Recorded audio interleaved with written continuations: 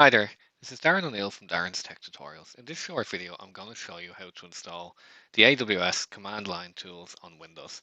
So to get started here, I have a Chrome window open. I'm just going to type in AWS CLI. I'm going to hit return on that, and this will take us to where we need to get the AWS command line tools from.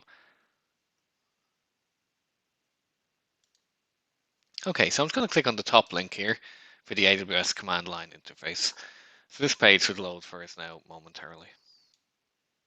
Okay, perfect. So I'm going to click on the 64-bit Windows installer to download the version that's applicable to our operating system.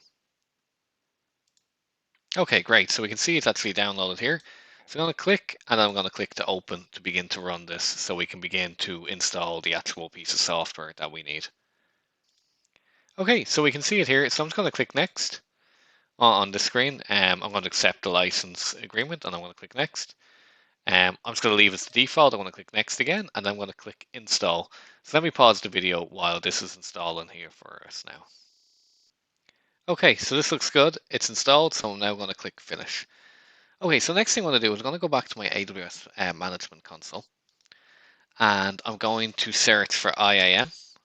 What I'm going to do is I'm going to create a user who can actually use those keys. So that will enable them to actually connect to our AWS account via the command line interface. Okay, so I'm going to click on IAM here, and this will take us to the IAM page. Okay, great. So IAM is loaded for us here. So next I want to click on users.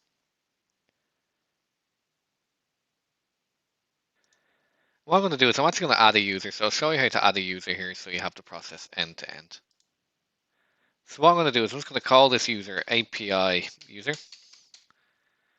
And I want to say I want programmatic access. So pretty much we only want to give a programmatic access. Let's click next for permissions.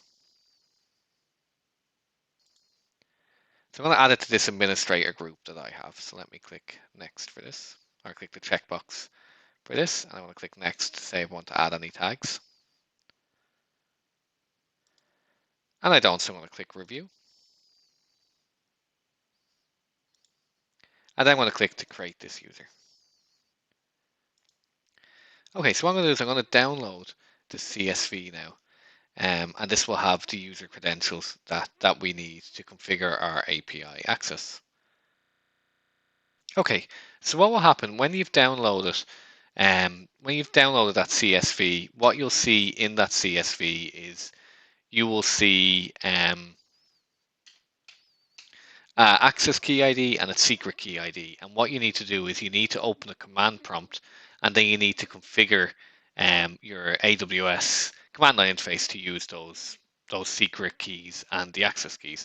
So what I'm going to do here is I'm going to open a command prompt here for myself now, and let me pull this up so you guys can see it. So what I'm going to type in is AWS configure. Okay. And then what should happen is we should be prompted and asked for our access keys. Let's just give this a moment to see if it will indeed ask us for those access keys. Okay, we can see we are. So I have my access key on the clipboard, so I'll paste it in. Next, we're going to be asked for a secret key. So let me just see if that will paste in here. Cool, and I've pasted that in. I know what you're thinking. I will long have these deleted by the time you see this video. So make sure there's no space there. And then I'll hit return. For my default region, I'll say EU West 1, which is the Ireland region, but you can enter whatever region you wish. And my default output format, none. Okay, and that's all there really is to it. You've now configured the AWS command line interface.